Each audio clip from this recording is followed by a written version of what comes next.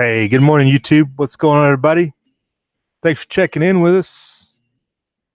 We're going to get this thing started as promised. Hope everybody's doing good. Quite a bit of weather going on. I was having a tough time to deciding where we're going to start with this today, but the weather is quite messy, I guess you'd say. It's springtime weather, but it's almost June.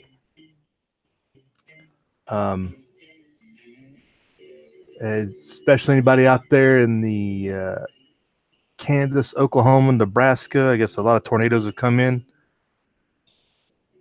I haven't seen any casualty numbers or anything like that, but it still was some big storms.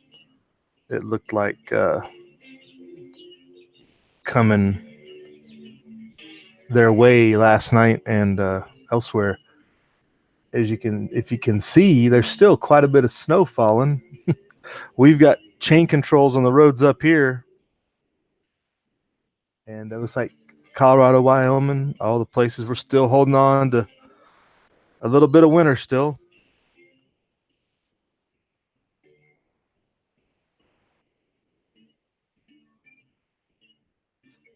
So that is what it is.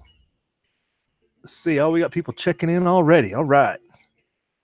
The Delaware Patriot, top of the list today. That's a rare one. Good morning. Tommy Boy 9, what's going on? Bid on a 54. Is that good? 54 truck. Right on. Paying off credit card. It's always a good gig. Retirement. Oh, Delaware, no. Retirement will never. That's never going to happen. We're good. I did take that hiatus, and I did say we're going to get back into it, but I haven't gotten full swing. I haven't fully set my schedule back, but we'll get it in here where we can. We'll get it to keep it going, keep it alive on resuscitation until we can fully get back in a routine. Rob Painless, good morning. Hope the storms are leaving you unscathed, Rob.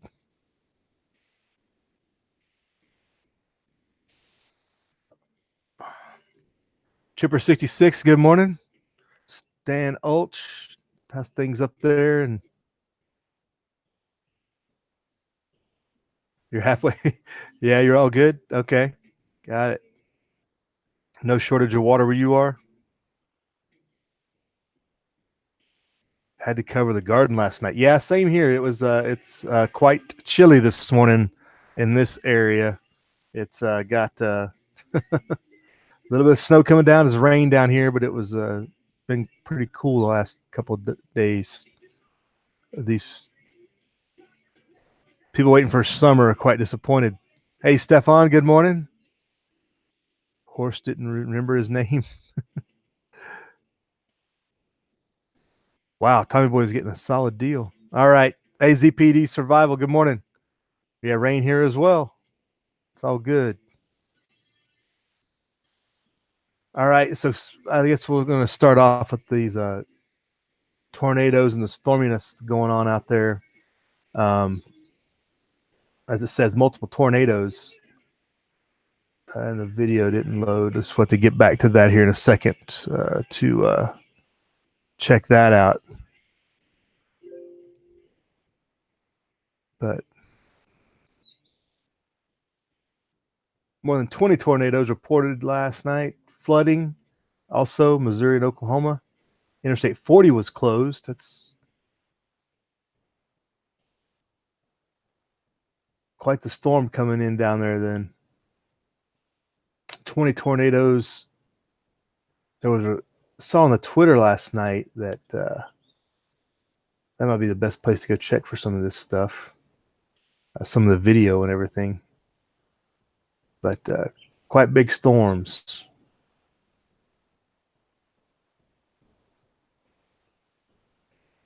$11 people injured in Wheatland, Missouri.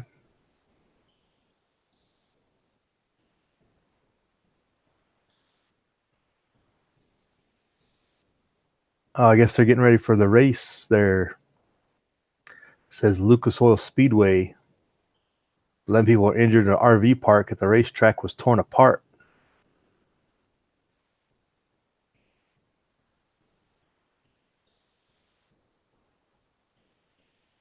So quite the storm rolling through. Everybody be safe.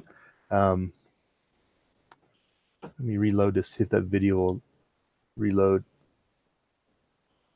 See if those video of the tornadoes that came through there. All right, you lurk, Delaware. Chance B, good morning. How's it going?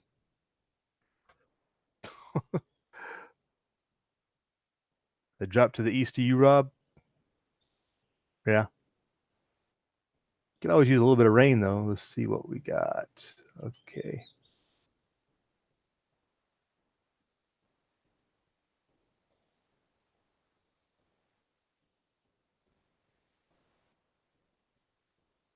All right. Let's let this roll through. See what kind of video they got for this with the tornadoes and whatnot.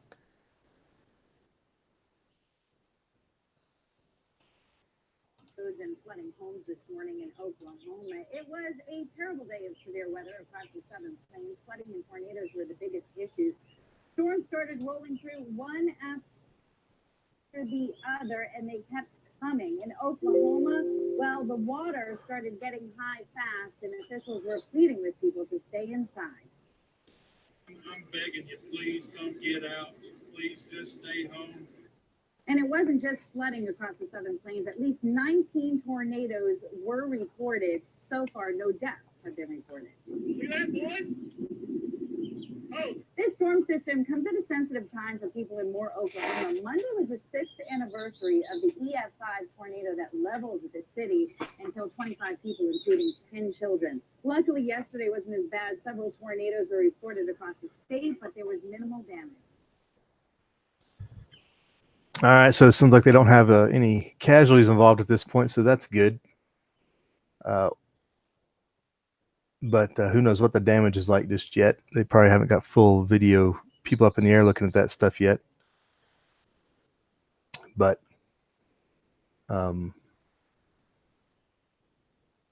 hopefully prayers for anybody out there affected and those that are going to need recovery. Hopefully that gets done quick. Let's see if that shows up a video that I had up last night from the Twitter. That was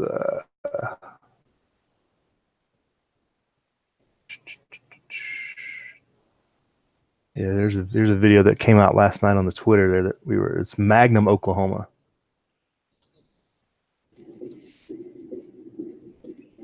It's amazing what you can get on your cell phone. It's kind of hard to see at this angle. That's even hard to see here, so I imagine you guys can't see it. It's kind of on the left side of the camera viewfinder there, but it's really hard to make out as he drives into it there. But it's preparing for tornadoes and things like that is probably, when I think about that, it's like you might as well just prepare for war and being bombed out of existence, because everything you got could be gone in a minute. And what can you do to be either have your storm shelter ready or appropriate caches made? I think is when I see that stuff. Like, I haven't even got to that level of being prepared like Rob has got his set up out there. They're kind of ready to go with that, but I haven't went to that level of planning, hoping I don't get bombed out of existence, at least at this point. But that's what it looks like when I see some of those videos and stuff out of there for those places.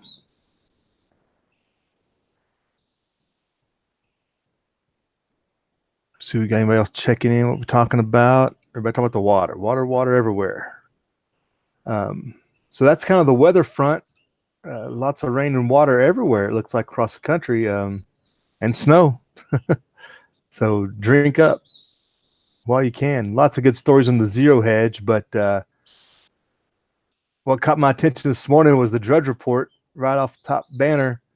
That was just Wes isn't in here yet, but I've told Wes S for a long time this thing isn't recoverable.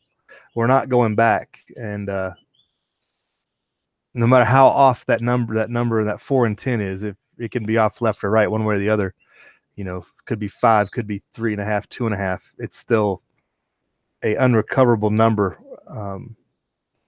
Things are going to get a lot uglier before they get better when you got things like that popping up, because most people don't even understand socialism, little less know how to support it. But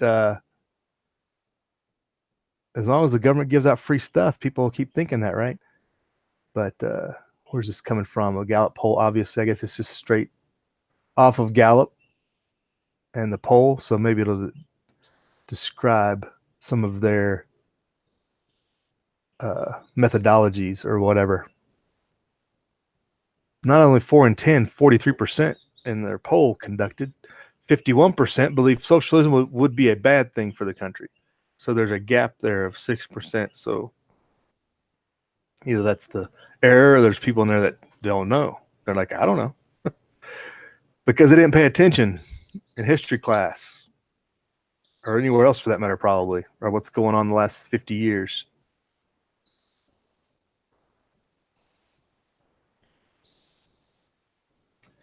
Interestingly, there was a 1942 survey that found 40% describing socialism as bad, 25% as a good thing, 34% not having an opinion in 1942. People just didn't discuss things like that, probably. Even in the midst of war, they probably were more worried about communism. Maybe even as much as we think prior generations were on top of things necessarily, still the nuances and details of things like this weren't necessarily well known.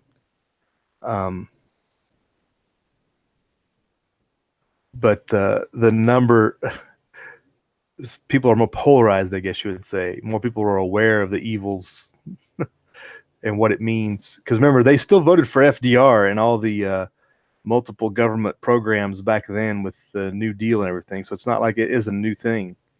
I think we need to remember that. It's not, there were considerable warnings at that time as well about the dangers of socialism. After 3 terms, people were still voting for free stuff. And there's some of the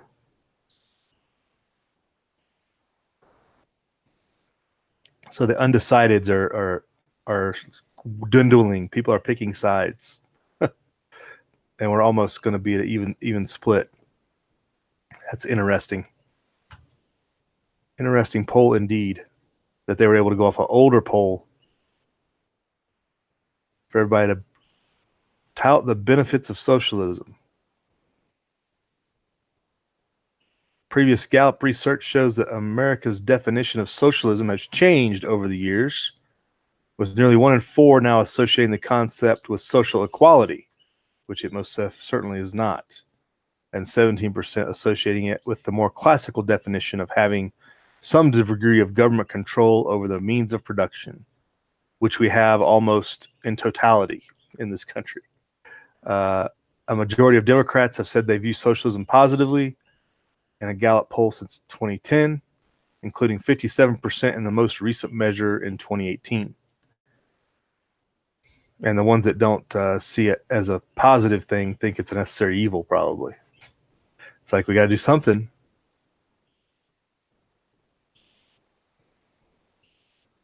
So this was April 17 through the 30th survey. It updates other historical questions. Gallup first asked these questions in 1949 about their outlook on the spread of democracy over the next 50 years. At that time, 7 in 10 Americans predicted that most countries in the world would have a democratic government, even though we're not supposed to. It's important to note that in much of the political rhetoric of the time, the terms democracy and capitalism were more intimately intertwined than they are today. Yeah, they're definitely not the same. So I guess you could say people in 1949 still didn't understand we were supposed to have a republic, not a democracy. Thus, the problems we've incurred.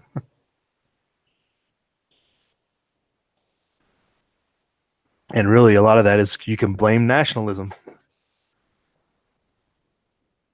nationalism and the thoughts that your country must be right in the midst of wars like 1, 2, and all the other stuff that was going on back then, leads to certain perceptions on what democracy is and everything else. Government versus the free market. How did they ask this question? April survey, they asked whether they would prefer mostly free market or government control over several economic and societal activities. Americans are most likely to prefer free market control in areas of technical innovation. Well, of course, everybody wants a cell phone that works, right? And the distribution of wealth. So you want technological innovation, but you want distribution of wealth. That's a great plan there, Stan. Majorities also want the free market to drive the economy, overall wages, higher education, and healthcare. Well, too late. That's not going to turn back either. Minimum wage laws, federal government funded education and healthcare. That boat has sailed. That ain't coming back either. You're not going to get a free market in those arenas. So this is an interesting survey. If you want to take a further look into some of the details, it's got other breakdowns down below for your viewing pleasure. It's I put it in the links below, so you can go check that out. But I think it just reinforces a lot of the things we've been saying. Americans are dumb. Too many Americans have been manipulated to think one way. That's what happens when you have government funded and ran education. Of course, they're going to think government intervention is the thing to do. It's been in their lives their whole life, right? So that's what you got to look forward to. They will, if not fight you, they will guilt shame you into accepting socialism. Let me go out in the side chat real quick. Got a lot of people. Poison Stingers checked in. Good morning, Poison. How's things?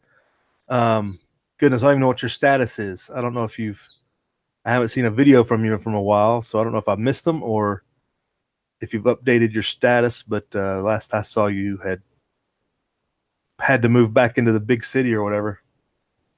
Hope you can get set up out in the country once again sometime. Walter Davis is with us. Good morning. Rooster Cogburn's popped in. Loud. All right, Rooster. Right. You always catch the replay, Rooster. You're probably getting some of that rain that we're getting as well. Oh, man. Hey, good morning. Hey, thanks for checking in. If anybody doesn't know, anybody that watches Fourth Dimensions knows who Uman is. I hadn't put 2 and 2 together for all the times watching Backcountry and Fourth Dimension, and Uman put together this website where he's listed all of the different variety of, I guess you would call, awake and aware community channels, the resistance, any different way you want to put it, all kinds of homesteading, guns and gear, Second Amendment, all those types of different channels over on a website. And the name escapes me now that he's popped in here. If you want to put it if anybody knows it, put it in the side chat, the name of it, or Uman, type that, the name of that website link in there, and people go check that out. It gives you just a host of different YouTube channels, Twitter links, web pages that people have set up for their discussions and stuff. It's really good reference. I was happy that I had subscribed to most of their YouTube channels, but I didn't know all the different websites and things that were out there that people had set up. So anything to do with preparedness, guns and gear and stuff and everything else, they've compiled there, and it's definitely diligent work they've put into that. But thank you. And thanks for checking in. Hey, High Pocket, good morning. You're probably the only one with a non-wet day going on for you.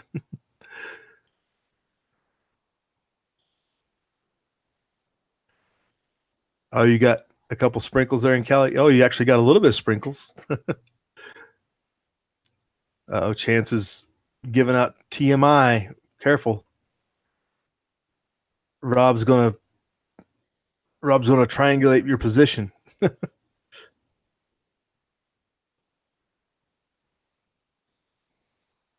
All right, so moving on from the socialist scourge that has swept the country. Quick check in on the markets for Tommy Boy. Everything is down once again. Of course, I buy something and it drops. So it dropped again today, more than it had closed on Friday. It had kind of held its ground yesterday, but now it's back on the downward trend, 7 cents. It looks like gold is the same. And you got to ask yourself why. Because supposedly the dollar is stronger. Whatever. Bonds are holding.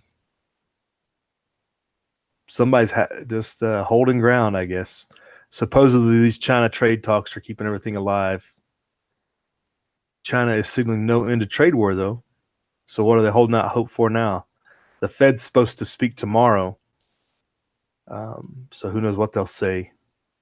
That they're probably going to hold rates as they are, if not drop them, because they got no other wiggle room, really. I definitely say they're not going to raise them. That's almost a given. Oil's holding what it's got. So that's that status on not quite an hour in on the markets. So yeah, that again, this link to this socialism story is in your description box. And then I have a bunch of links to the zero hedge stuff that I pulled up, but tying into what we're talking about with the markets and what's going on with the Fed tomorrow and our markets.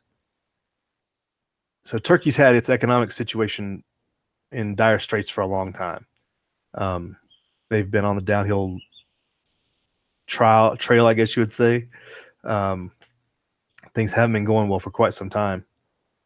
We've documented some of that over the last couple of years with different articles and whatnot. But I do find this interesting. So Turkey bizarrely cuts its rates as they have soaring inflation. So, which is just basically going to cause more inflation, because when you cut your rates, it makes people's desire to go loan money, go get loans, take out loans, becomes more prevalent because it's cheap, easy money, thus increasing inflation because it's all fake, made up. It's all fractional reserve banking worldwide, essentially, and it's just monopoly money at this point. And it gets worse and worse as the situation gets worse because they don't have any other way out of it.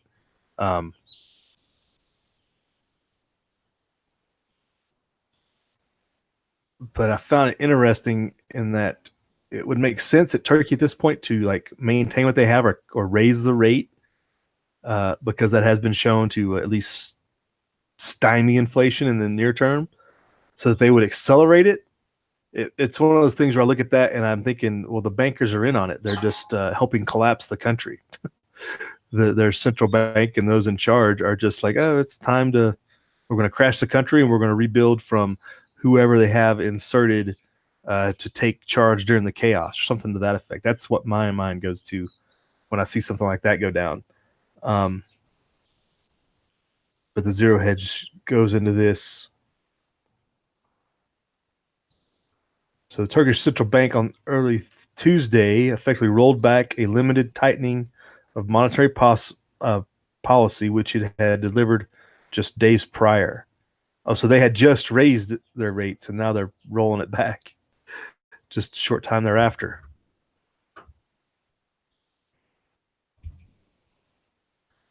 Just weeks after the president's party seeks to regain control of Istanbul in a bizarre and controversial rerun of local elections.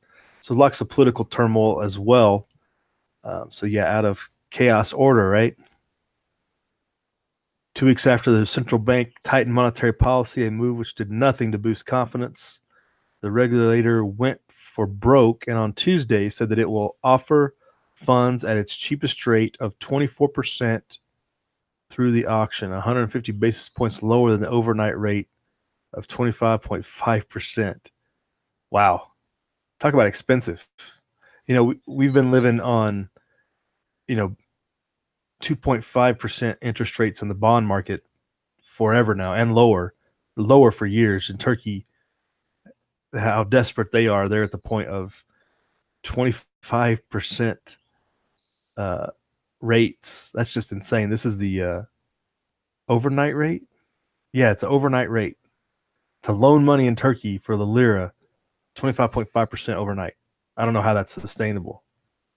I don't know how you get any cash in that kind of economy. That's insane. Today's announcement came less than a week after Turkey reduced its 0.1% tax on most large foreign currency transactions, a sign they're trying to stem the dollarization of the economy before municipal elections in June. So they're trying to punish anybody putting in a bunch of foreign money to influence the elections and otherwise. Panic decision follows a slew of failed measures meant to prop up the currency before next month's elections. So as bad as we think as the dollar is, it could always get worse. I think it's one of those things. It's like you're just the best of the worst. That's the only thing that the dollar is in that much of a better position than everybody else, just because of the long-term tie to oil. There is always a place for the inflationary money to go with the oil market and the stock market. That's the big saver of the dollar at this point, and how they get away with such low rates for such a long time. As they've noted, some of these steps have raised concerns that the government is taking on a larger role in managing the market, which is a polite way of saying they're preparing to implement capital controls next. Bank holiday, yes. But they have repeatedly said they adhere to free market policies. It's too late for that. You got a central bank.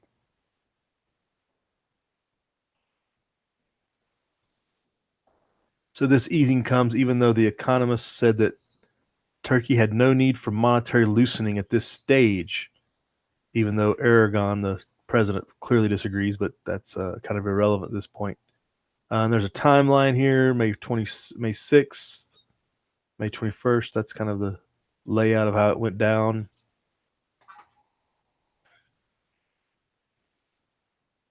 There's the value of the lira to U.S. treasuries. Not that I don't think that's statistically relevant, but if they say so.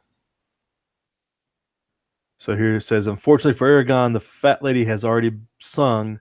Since the beginning of the year, residents who know the local economy best have bought around 20 billion of hard currency, driving their holdings to a new record of more than 181 billion equivalency, I think, in lira to dollars. So yeah, they don't like cash getting out in the market because they can't control it. That's why banksters go to electronic digits. They love it. That's why they're going to bring in blockchain for the central banks. It's easy to control and document and track and tax. These purchases have been a strain on Turkey's currency, the worst performer in emerging markets this quarter, and suggest that a wholesale confiscation FX, I'm not sure what FX holdings are, can save the lira. Judging by Erdogan's prior actions, this is very likely his next step. Confiscation. I'm not sure what FX holdings means. Physical holdings, maybe? Physical cash holdings, confiscation? Bank holiday, but a different term for it, maybe? But any confiscation of anything is a bad thing. But that's what that's what the point they're at, where they're trying to save their economy from going way downhill. Check back in on the side chat. Where are we at? Oh, you guys are just flying by. Who checked in here? C103, good morning. How you doing? Rooster says weather's going to be worse in 2020. Solar minimum is going to really mess things up, right? Bank of England is broke, says Stan. Oh, they're like us, Stan. They just print it out and make more, and people still work for it. That's all that matters. And government decree has made it so.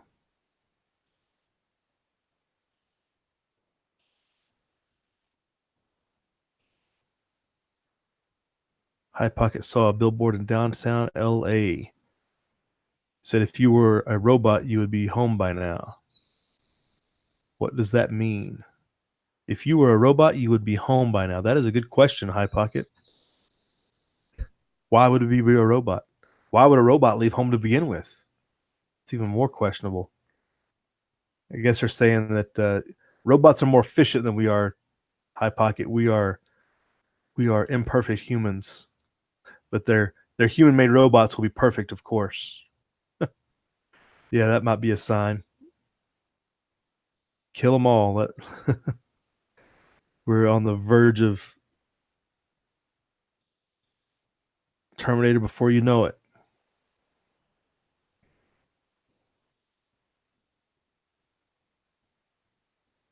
All right, looks like I've caught up. What are we shutting down? Easy to manipulate, easy to shut down. I think robots are easy to behave and shut down. That's true.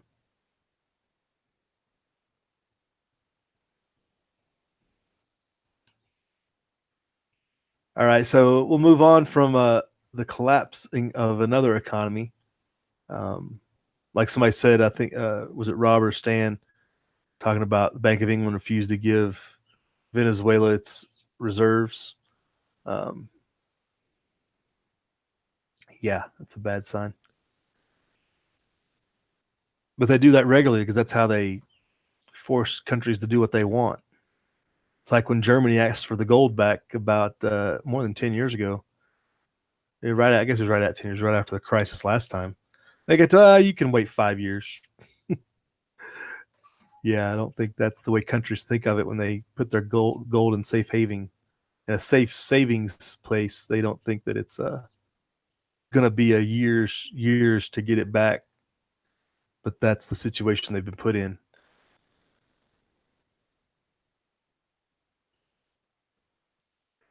So see what else Zero Hedge had up that I clicked on here. The world's most important gauge could wreak havoc, and I was just interested to see what they were talking about. I think it's financial, economic gauge, I would imagine. Seems every day carries some news destined to make U.S.-China negotiations more difficult. And with the ban against Hawaii, the latest example, that's that Chinese technological country that they put restrictions on. Basically, you can't buy, U.S. corporations can buy from them or make products with them, or their stuff, I guess. The effects of the latest spat have started to show on currency markets that could deliver collateral damage, and European exporters could be the big losers. The escalation of tensions has pushed China's yuan to year lows near the 7 level, seen as critical by several strategists. Yeah, I saw that the other day. Somebody trying to describe what that meant. Further weakness could hurt Chinese asset prices and risk appetite globally, making it the most important gauge worldwide currently. Surge the dollar versus the China yuan.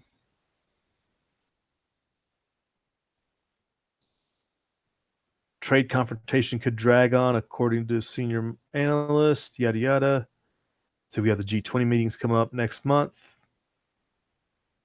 There's the hypothesis they're going to come up with some trade deals between China at that time. Let's see here.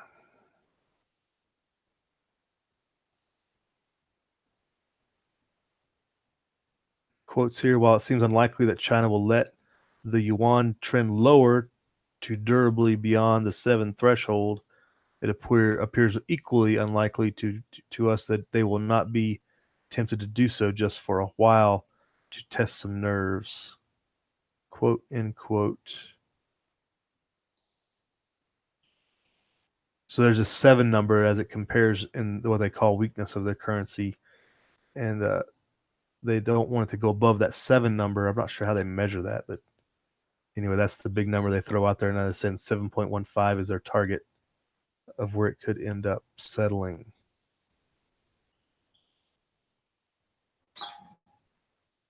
They don't explain how this ties into That didn't explain a whole lot.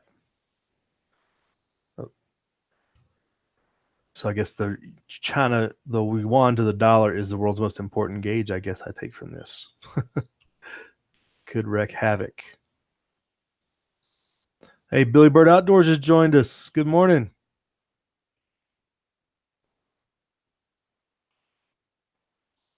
HRM Weapons Machinist, good morning. Robots evaluate our worth for electronic trades. Right? You talk about the stock market and the way it works, even in this day's HRM. That's pretty scary, huh?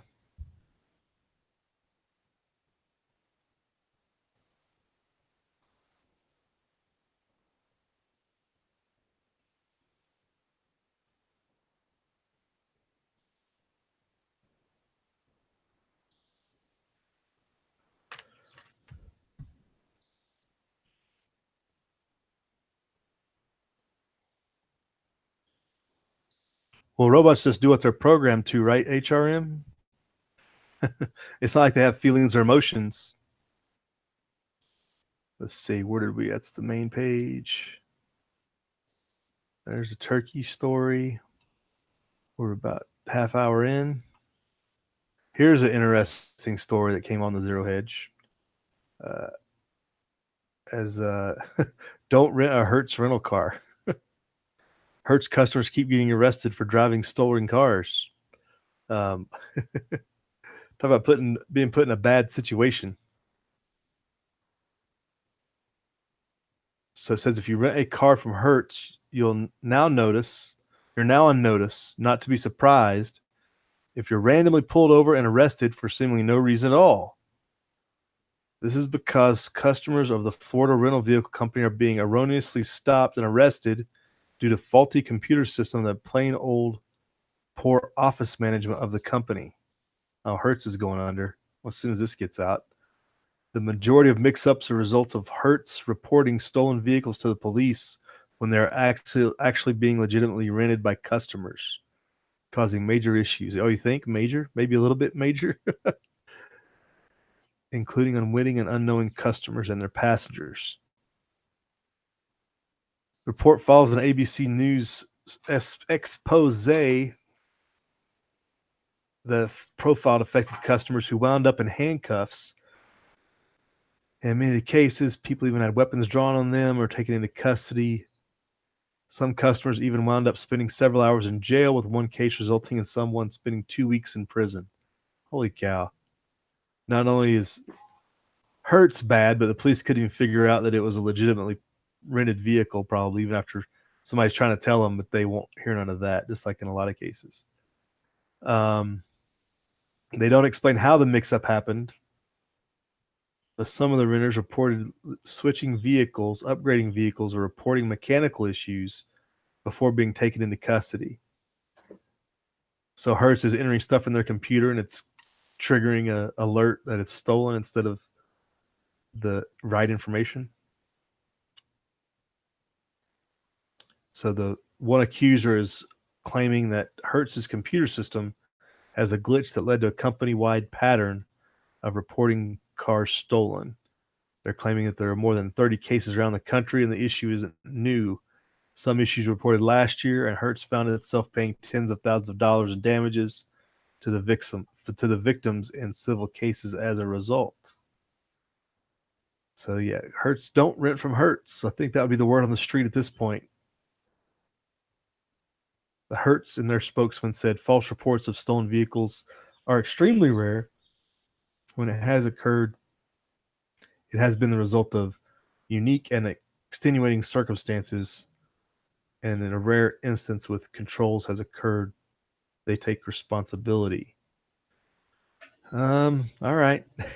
Well, I guess when you think about the, hundreds of thousands of cars they rent, I mean, if it's only 30, but it's probably a lot more than 30, but I guess you have to have some statistical leeway that errors could happen, but you'd hate to be the one that it happens to. But I have never heard of that happening to anybody else. Like no other companies have that problem, right? I wonder if Midwest Prepper rents any Hertz rental cars. for his travels that he does, or if he's heard of anybody in his zone that does things like that. Hey, Stefan, there's a one right on top of the zero hedge for you. 6 months of struggle since the Yellow Vests have not. Yeah, we haven't talked about the Yellow Vest protests in a while, but they've been ongoing. They haven't stopped. Even after the Notre Dame burned down, they still had their protest. They have been going full bore for many, many, many weeks.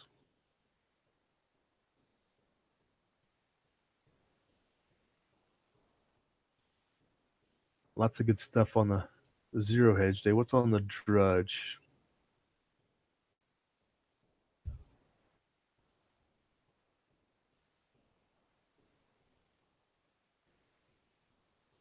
Almost like driving around Mexico high pocket, right? You just get randomly stopped. But in Mexico, you can buy your way out.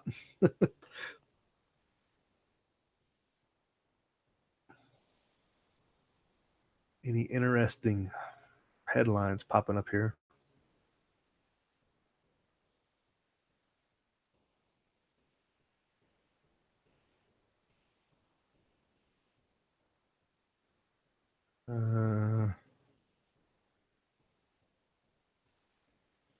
There is the flying various illegal immigrant groups around the country has popped up during the last week. They were sending some to Florida.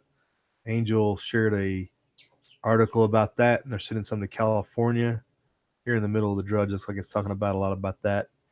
But yeah, bussing them and flying them out to various locations in the country is causing a lot of. And we kind of had this when we had that, what they call the migrant children crisis. 5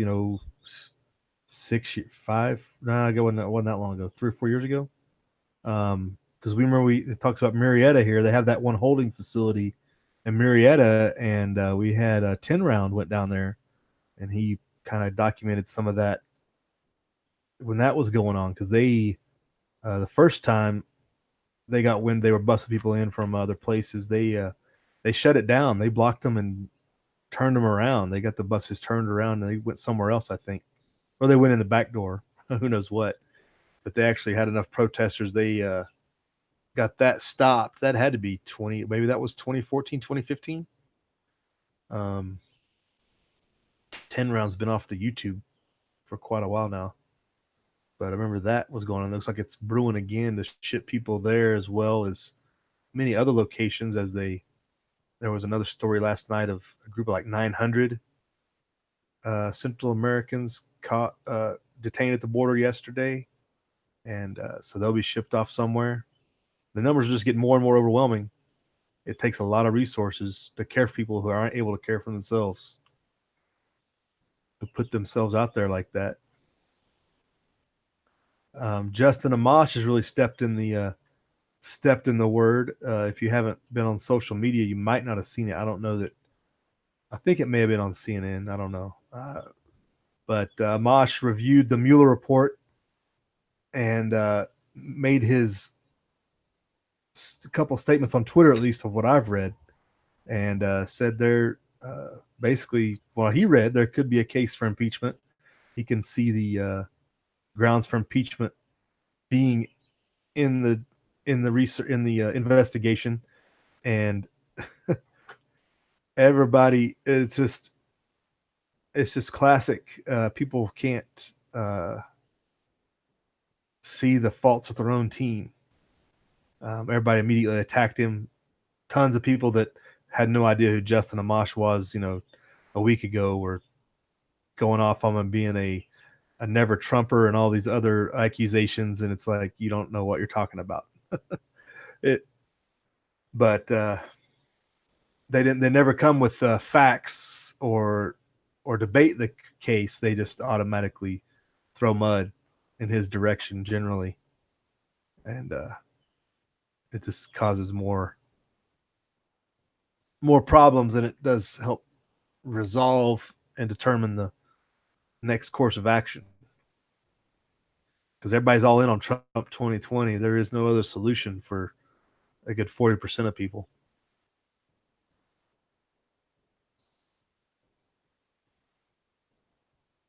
So that's going on the political side. If you haven't seen that, so it's going to be, I guess you could call it further division within the our Republican party,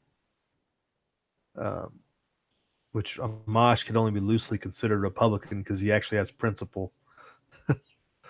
But the Republicans are probably mad he even gets elected. They'd rather have a Democrat they can run against than have somebody with principle with the R behind their name, kind of like Massey and Paul and others. Just very few others that put the stick in the mud for the. If the Republican Party had a bunch of Romneys, they'd all be happy because they just do what they're told.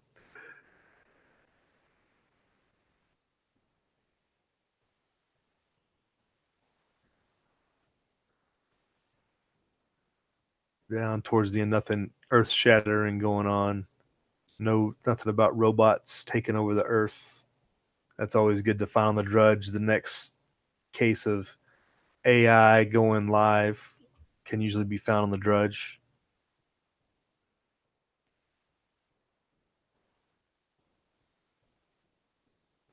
Let's check in over on the social, that France story, the Yellow Vest 6 months of struggle. This is via counterpunch.org is the reference they're bringing this story from.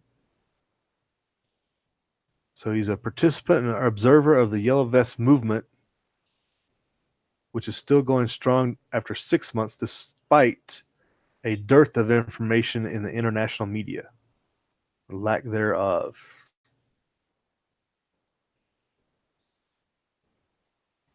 So this is an appeal to the international community, it looks like, or other people who don't understand what's going on.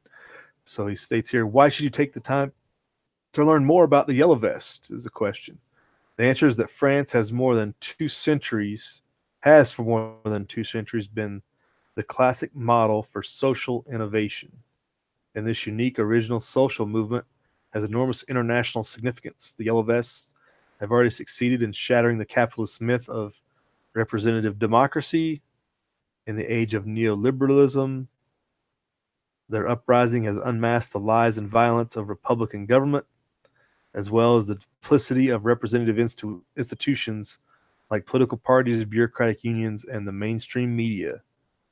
So this guy actually believes he lives in a Republican government, which is very false. Moreover, the Yellow Vests represent the first time in history that a spontaneous, self-organized social movement has ever held out for half a year in spite of repression while retaining its autonomy, resisting cooperation, co-optation, resisting being co-opted, bureaucratization, goodness, there's a big word for you, and sectarian splits, all the while standing up to the full-scale government repression and targeted propaganda. It poses a real human alternative to the dehumanization of society under the capitalist market. His words, not mine. So is this guy coming at it from the angle of the socialist communist agenda, or what's his angle? Or is it just straight up anarchy? A true anarchist, I would say, potentially. Let's see. It's hard to get a grasp on where he's going with this. But he's not a fan of capitalism, and he doesn't understand how their representative government has been hijacked just like ours. Unless he's going to make the case and demonstrate how it has been. So Yellow Vest 6 months ago, November 17th, 2018 is when it all started. So it has been, talk about traction, definitely been going for a while. So he documents all that, the history of it. Let me kind of truncate this a little bit and get it over in the description box for everybody.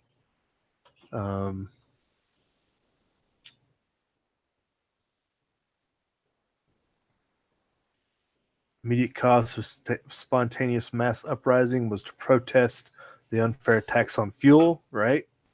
Tired of being lied to and cheated, Yellow Vest instinctively from the beginning rejected being instrumentalized by the corrupt institution of capitalist democracy. Yeah, this guy's probably a communist. He might even claim to be an anarcho-communist, which is a contradiction in terms. From the beginning, the Yellow Vest, basically nonviolent, unauthorized gatherings were met by massive police repression. Right. Macron's violent repression of political opposition is responsible for at least 2 deaths, 23 blinded, thousands wounded, yada, yada. Since the Yellow Vest have no recognized spokespersons, government propaganda, abetted by the media, has had a free hand to dehumanize them to justify treating them inhumanely. Right, you can always, it's easy to point out a mass and just, whenever you don't look at the individual, it's easy to dehumanize the masses.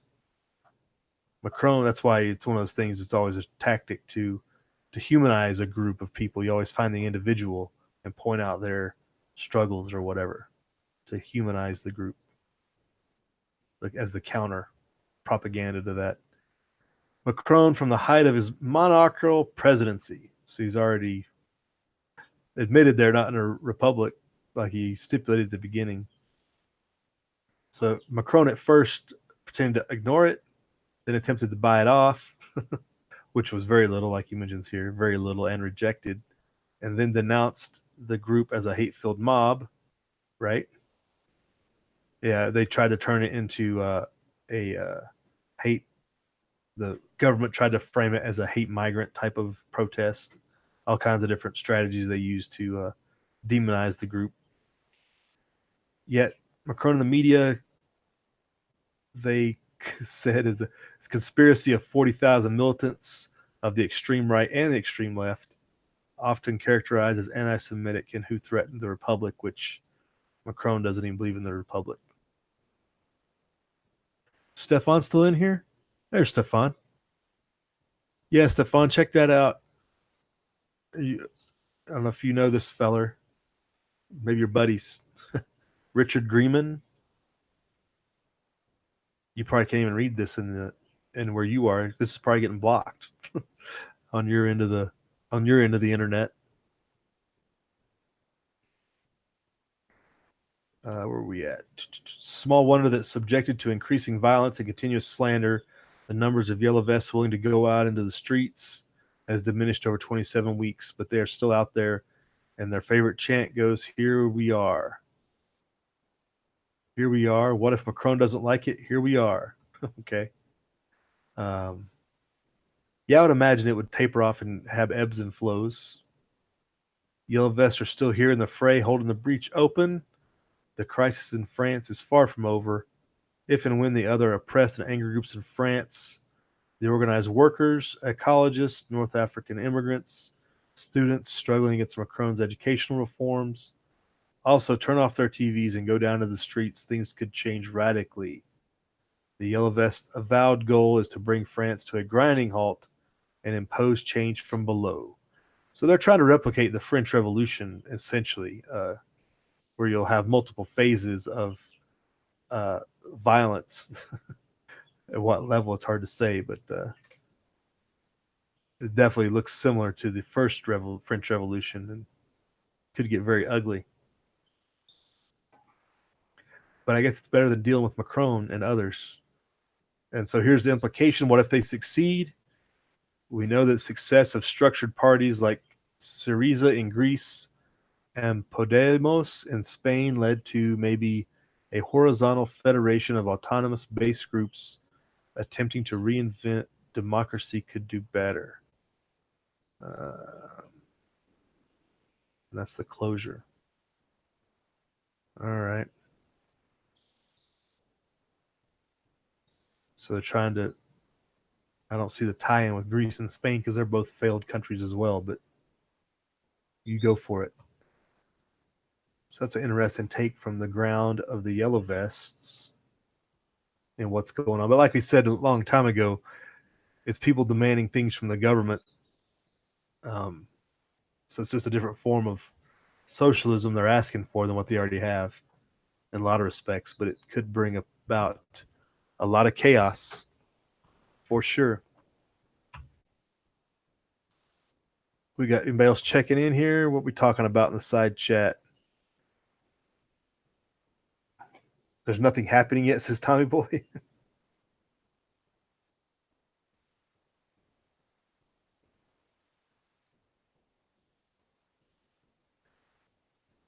You got the security guard at Costco, Rooster.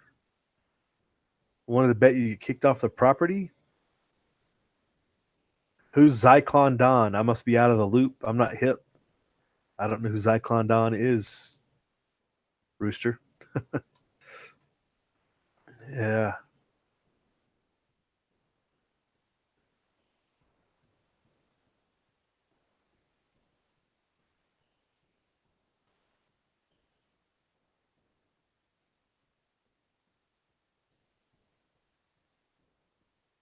Talking about other people. What else we got going on? Chipper66 is out of here. Have a good day. Your next wave of weather is rolling in. Oh, you're in the zone of the tornadoes? Yeah, stay safe, Chipper. If you're in any of those tornado zones, keep an eye open. Don't stare out the window, though. All right. Checking back in where we're at. Nothing unusual over here for the most part.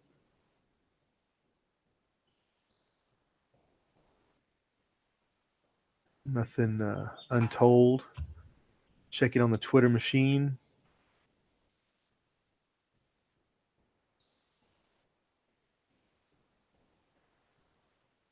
Everybody finished their coffee by now?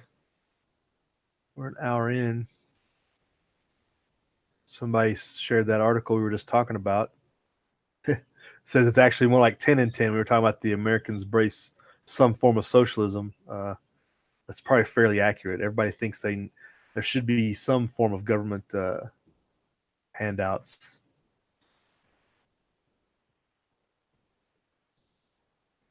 But who will build the roads?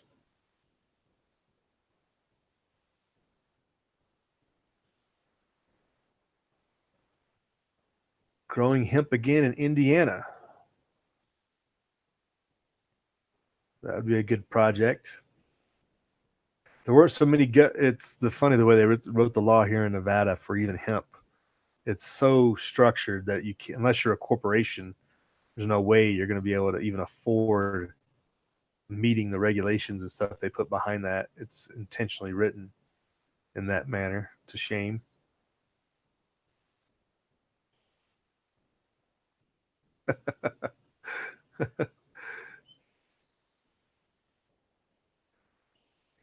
Point and counterpoint. Tweet here: minimum wage workers work way harder than billionaires. If you're not a billionaire, you can't have opinions on billionaires. Kind of using their own logic against them.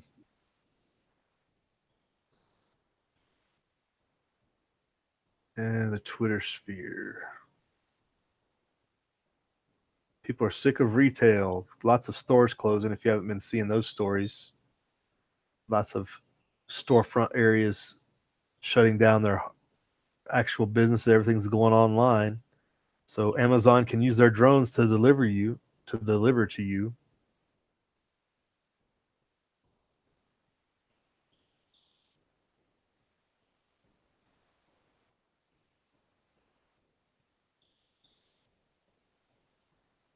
Nigel Farage had dinner with Ron Paul.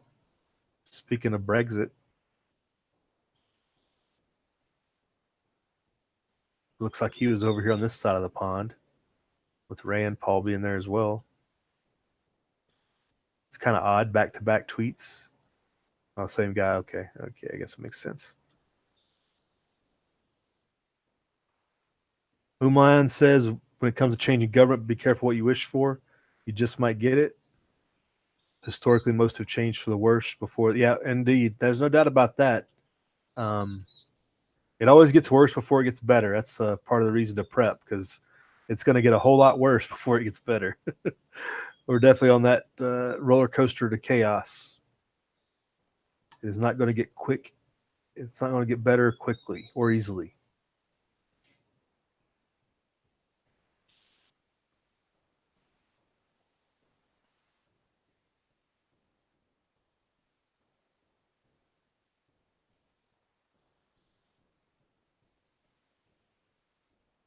Stefan, you think we're going to go straight to? You think we're going to get all the way to global tyranny before we turn it around? We're not going to be able to turn it around before that,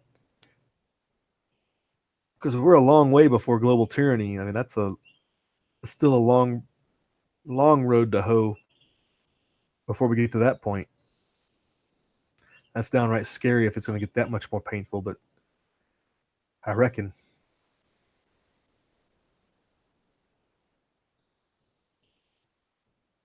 There's Stan on Twittersphere 22 hours ago.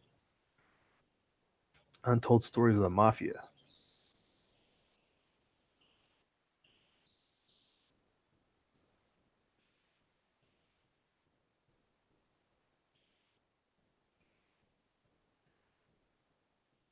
Well, my coffee is about empty here. Billy Bird hikes 3 miles every morning before coffee. That's awesome.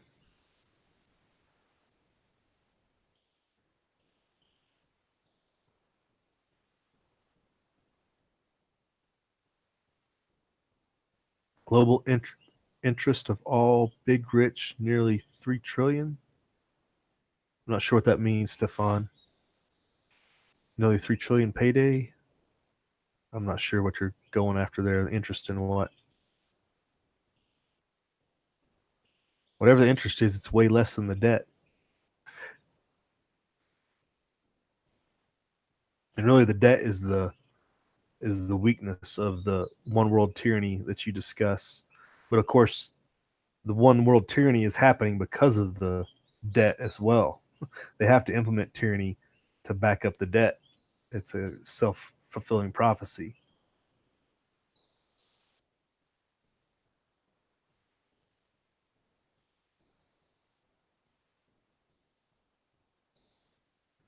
Yeah, there's nothing on the Twitter except for memes. Fallout storyline keeps falling into place, says Stan. You talking about Fallout the video game? I've never played it. At least not enough to know what the storyline is.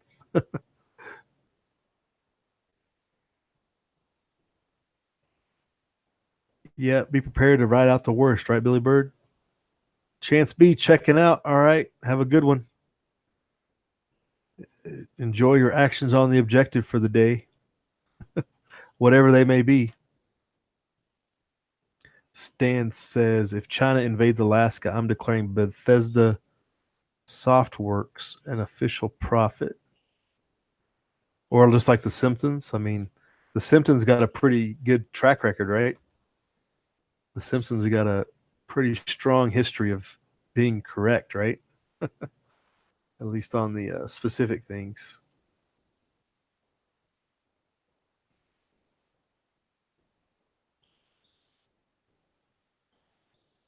All right.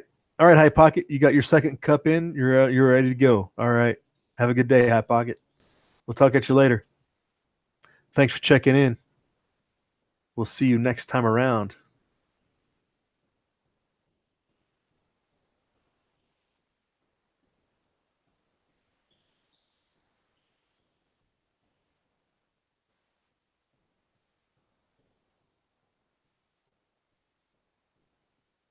Yeah, nothing outrageously unusual.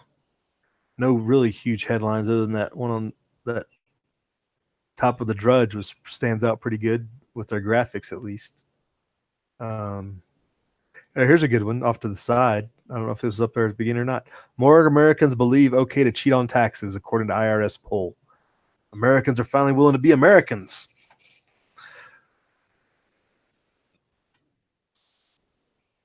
It's not cheating. It's creative accounting, right? don't think the IRS knows where their place in history is in the long run. IRS would be the bane of the United States, not a legitimate government entity.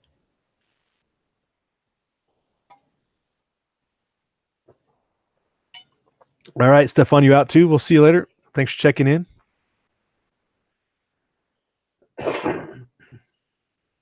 But so we're just China invading Alaska is the big tail stand. That's what we need to be on the lookout for.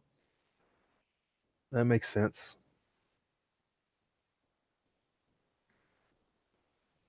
I wonder if are they just gonna pay the Russians, or are they gonna invade the Russians concurrently when they do that? Are them and Russia gonna be on the same side if that goes down? Because it's gonna be hard for them to invade Alaska without Russia's blessing. I guess in your dumb political news, they introduced a bill in the Senate to make the legal smoking age 21. So talk about more government overreach, like they don't have better things to do than to regulate smoking ages.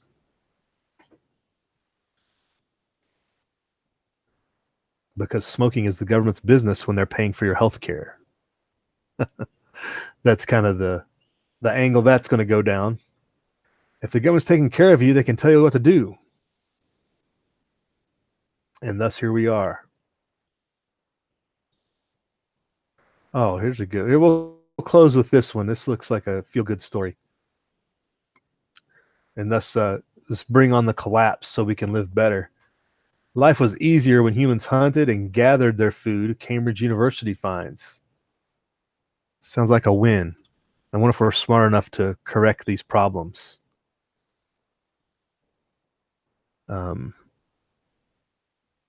And if Cambridge says it, it must be true, right? Goodness, this is out of the UK. Well, Cambridge is in the UK, I guess. That makes sense. Switching from human hunting to farming made life 50% more difficult for humans. A study suggests. Really? The move to agriculture, dubbed the Neolithic Revolution, yada yada, began whenever. Although farming allowed previously nomadic communities to stay put and grow, a new study of hunter-gatherer communities in the Philippines suggests it came at a huge cost. Anthropologists lived with the Agata groups and found those who still hunted and foraged for food spent around 20 hours working in the week to live, but those who had switched to farming needed to work 30 hours for the same amount of food. For a long time, the transition from foraging to farming was assumed to represent progress, allowing people to escape an arduous and precarious way of life.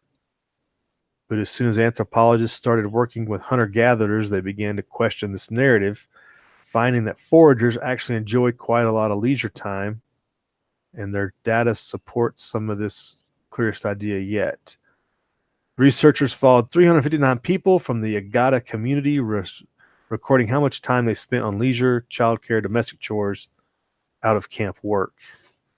As well as the overall difference in hours worked, the study also found that women living in these communities, most involved in farming, and had half as much leisure time as those in communities which only foraged. So bring about the collapse. Let's all get to foraging, right? But if the farmers really did work harder than foragers, then this begs an important question. Why did humans adopt agriculture? There's an excellent question. I'm glad they asked it. I was kind of thinking the same thing. Once you realized you were working harder, why would you stop hunter-gathering if it was actually harder to farm? Previous studies have suggested that the adoption of farming grew up to help cope with expanding societies, although other experts claim that it was agriculture itself that allowed sedentary communities to expand, and once they reached a certain size, it would have been impossible for groups to return to a hunter-gatherer lifestyle. The amount of leisure time that Agata enjoy is testament to the effectiveness of the hunter-gatherer way of life. This leisure time also helps to explain how these communities manage to share so many skills and so much knowledge within lifetimes and across generations. That's it. That's so it looks like it's published in the Nature Human Behavior. got a link to that. And that's it. There's probably a lot more to it scientifically looking at it that they could probably dig up, but just an initial observation of current hunter-gatherers, etc. I think one thing we could note is that everybody is wearing semi-modern clothes. I don't think those are what you would call people that our hunter-gatherers wore, thousands of years ago. So they have some modern convenience that they're able to trade with that probably change their patterns of our ancient ancestors as well. But interesting thoughts on that. So when the collapse comes, just know that hunting and gathering has been more efficient than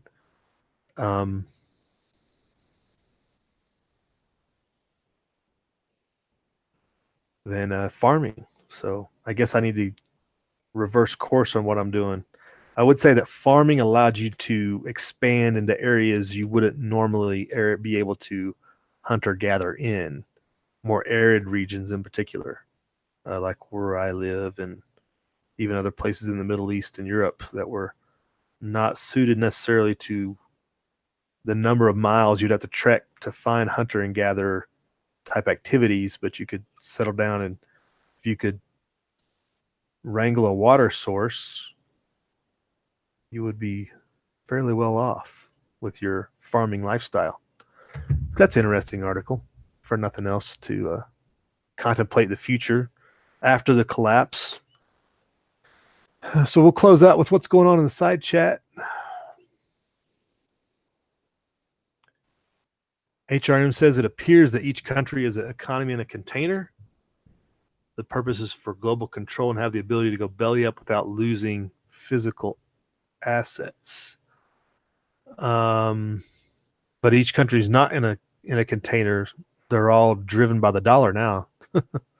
But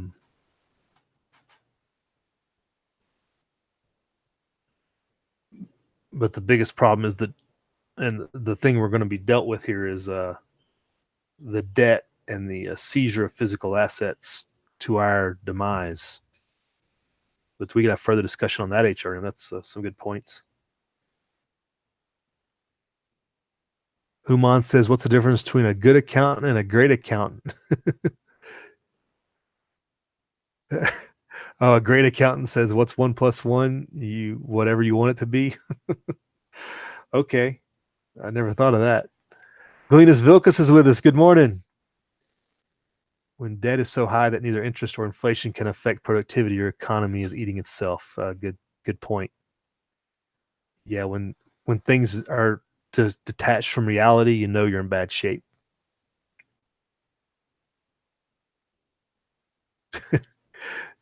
Hey, Delaware, that was some in-depth study, actually. Because the assumption is that, people adopted farming because it was easier, but in their eyes, somehow hunter-gathering is a better lifestyle. But I guess it depends on how you look at it, and what you're trying to get out of it, I guess.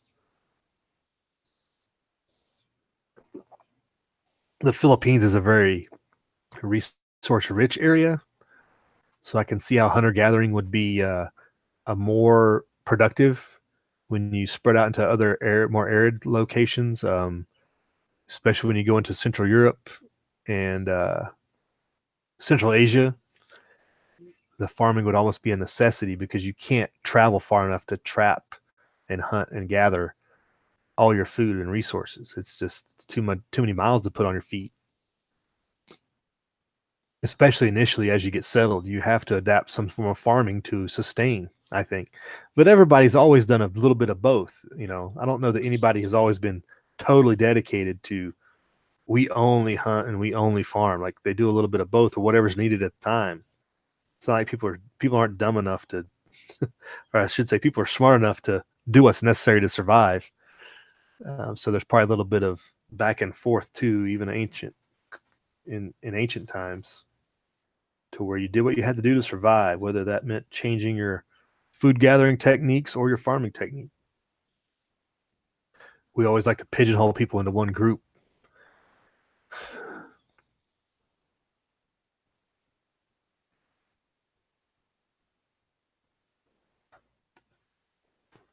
I think Stan's talking about a transcontinental line across Asia, maybe east to west, a good way to set up military support. I think you're talking about Russia and China's cooperation there, Stan, like the Chinese Belt and Road Initiative, right? DARPA funding, says Stan. What are you talking about, robots again? Galena says there was a population explosion with the Neolithic adoption of agriculture. Biological expansion of the species was probably a motivation.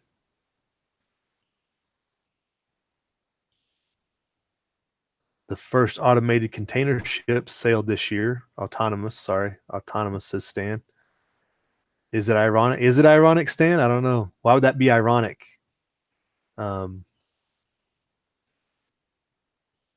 What's the implication there? I'm not sure the irony. Is there a tie-in? Is that a part of Fallout 2 that there were autonomous container ships? Hey, Stinger, thanks for checking in. Talk to you later. Put out a video. Let us know what's going on. Keep me updated. Or just have the wife get it out on Twitter. I saw her posting some things on Twitter, but it's always random stuff. It's not like on what's going on or nothing.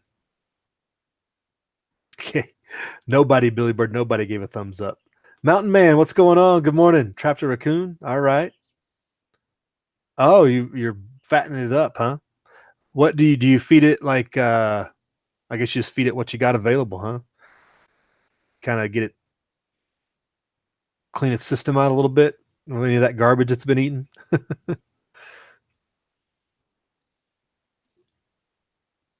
Oh, Stan says they want to bring a rail line from Asia to Alaska. I haven't heard that. That's got to be a big task. I mean, that's a narrow strait, but that's a long way. Is there a rail line from Turkey into Greece over into Istanbul? There is there. I wonder if there's a railway. I think there's a bridge. I'd have to look that up, but that would technologically we're probably able to. I mean, look at the bridge they got in Key West and stuff. There's some pretty big feats out there, but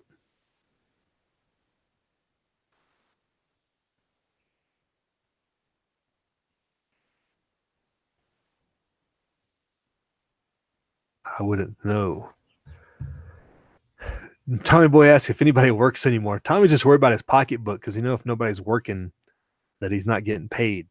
We can't just hang out here. We got to get to work to pay Tommy Boy's bills, right?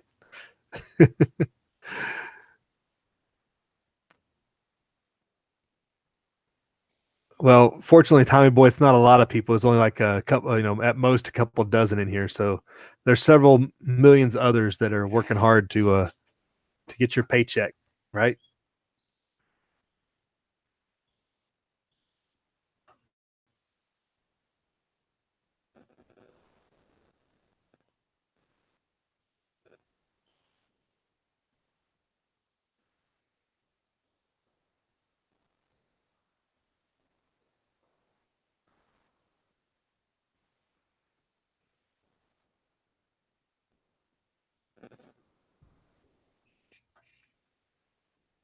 Coons eat anything a bear will eat. That makes sense. Yeah, they're omnivores for sure. They'll eat just about anything you throw at them. Oh, Poison Stinger, this is the wife. Yeah, we follow your Twitter. Riddle Girl, we've been on your Twitter trail for 5 years plus. Yeah, for sure. Feed a raw chicken leg quarters that went, yeah. Hey, Tactical Tony, what's up? You're just dragging in here at the end of the show here, Tony. We're about ready to roll out. We were kind of just I was just kind of going through the chat and everybody started showing up. See you later, C103. Thanks for checking in.